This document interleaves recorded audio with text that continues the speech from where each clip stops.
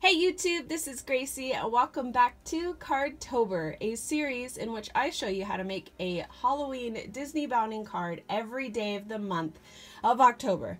Whew, that's a long one. I hope you guys are enjoying this new series. I have so many new things planned for the month, as well as a few DIYs, a little bit of Harry Potter, and a smidgen of Hocus Pocus. I hope you guys enjoy. I'll be adding a link to the Card-tober playlist at the end of this video so you can see the other cards that I created for you. And yeah, today's card is Disneybounding as Jafar from Aladdin. Let me go ahead and go over a little bit about the card itself.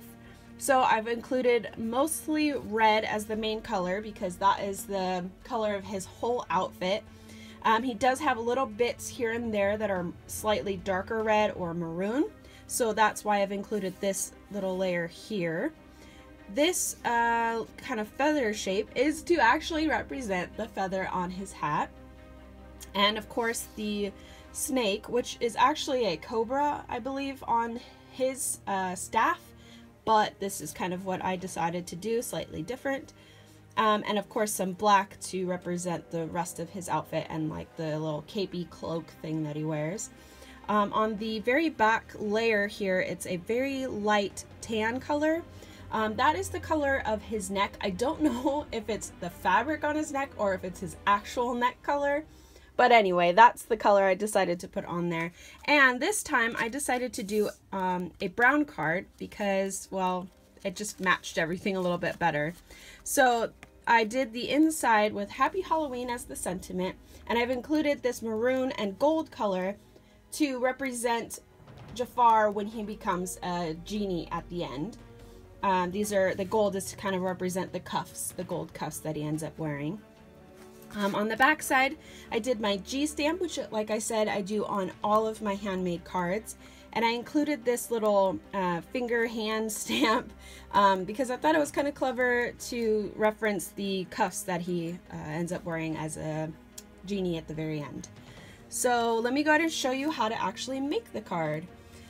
So the very first thing is to get your card. Mine is a 5.5 by 4 inch card, and then I've already put in the 2 die cuts on the inside. Now I did this one slightly different. I didn't cut out the inside gold one to make it into more of a frame, but I thought it would be kind of nice to be able to read the sentiment a little bit better. So that's why I did that. On the back, I've already included my logo and the little embellishment there. Let me show you the card, the stamp collection I used for that. I've used this in one of my other videos. This is from Tim Holtz, and Stampers Anonymous or Little Labels is the collection. For the sentiment on the inside, I've used the TPC Studio Jeepers Creepers stamp collection, and this is the one here that I used. For all of the layered die cuts, so on the inside as well as the cover, I have used the Spellbinders Nestabilities in Labels 4, and I believe that's it for those layers. I also did an entire embossing folder here, and that is from Sizzix. It's this kind of like, I don't know how to describe that. That's kind of floral almost, but I just thought it was really pretty, and I wanted to do some cutouts and make it a little bit creepier and darker and slightly more evil. I kind of liked how these like wing shapes came out, so they look more like evil eyes, like on a snake, that kind of thing. That was the reasoning behind using this particular embossing folder. So I ran that through with some black cardstock, and then I took my scissors and a Zacto knife, like this guy here, and I literally just sat there for like a couple hours and just cut through all of the spots that I wanted to.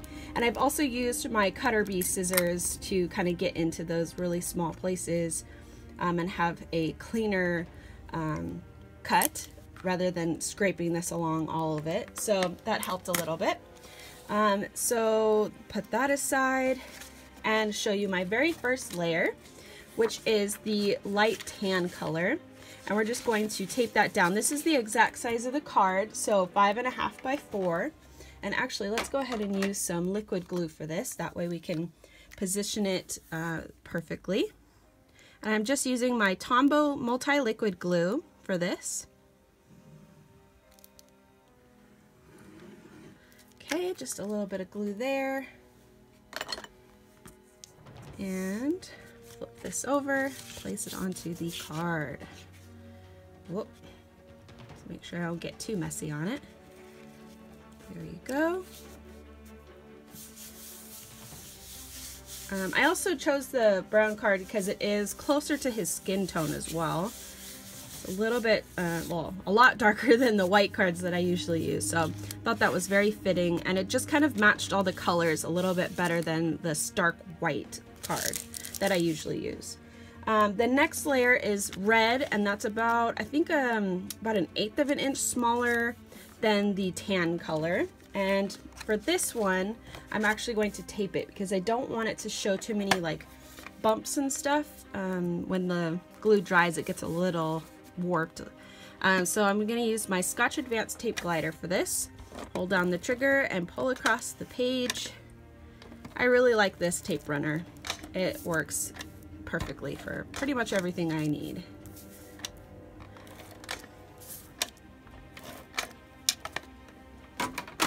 So yesterday's card was Dr. Facilier. The card before that was the Evil Queen, and the very first card of Card-tober was Maleficent. So if you guys are interested in seeing any of those cards, if you guys are big fans of those characters, check out the link to the playlist at the end of this video. So I'm going to glue this layer next, and let's see, where did my little glue go? There we go. For this, I'm using just a smaller applicator, and I'm going to try my best to do this quickly, but I also want to make sure that all the parts are glued down. You can always come back in after you've placed it onto the card and just kind of pick up the places that didn't quite get glued down and then just add more glue.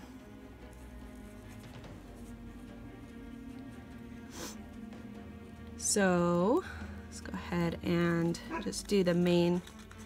Sorry, my dogs are about to go crazy and bark at I don't know what. There must be a squirrel nearby. So I apologize for that if you could hear that.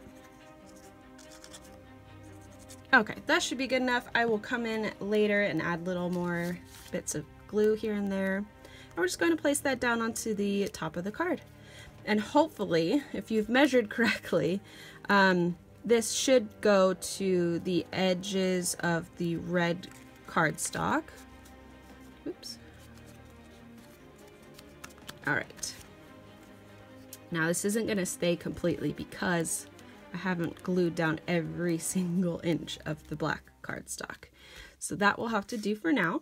The next thing I did was die cut out my label. And I did this in a slightly darker red / maroon color. And we're going to glue that down as well. And the reason we're using liquid glue for this layer is so that it will get into all of the little bumps and nooks and crannies of the black embossed folder that you used.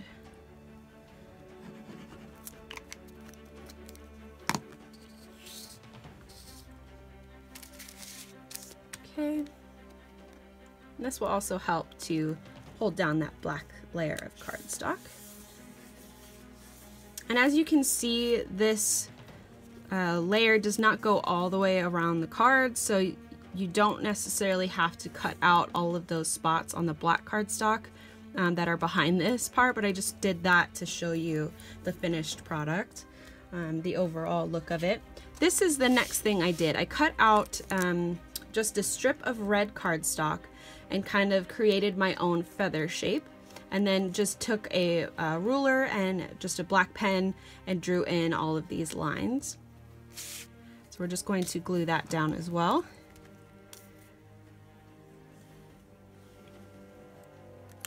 Oops, kind of getting messy here.